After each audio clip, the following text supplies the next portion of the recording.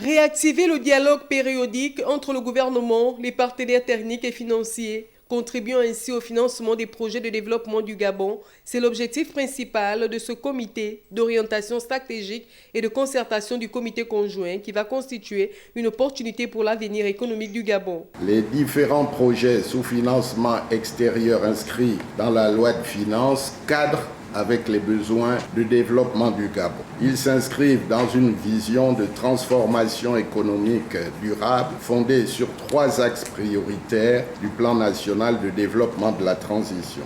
À savoir, le premier axe, c'est le renforcement des infrastructures de base pour soutenir la croissance et l'intégration régionale. Le deuxième axe, c'est l'accélération de la diversification économique, notamment par des investissements stratégiques dans l'agriculture, les nouvelles technologies de l'information et l'industrie. Le troisième axe, c'est le développement du capital humain par l'amélioration des services sociaux de base, éducation, santé et emploi.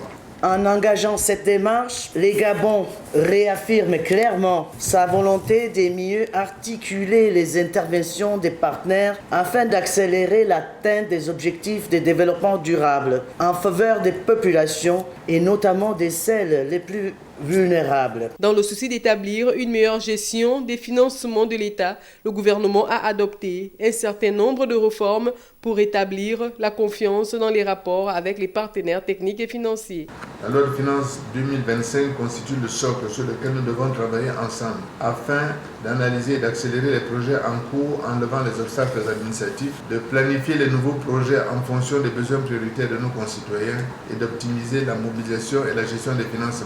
Nos objectifs à cet égard sont clairs et sans équivoque. Il s'agit de garantir une transparence absolue dans l'utilisation des ressources publiques, de renforcer la synergie entre les institutions nationales et les bailleurs de fonds, de mettre en place des mécanismes d'évaluation des résultats et d'impact. Les recommandations formulées par ce comité conjoint, gouvernement, partenaires techniques et financiers sur le financement extérieur démontrent que notre pays est un partenaire fiable et crédible, capable de gérer ses ressources avec rigueur et discernement.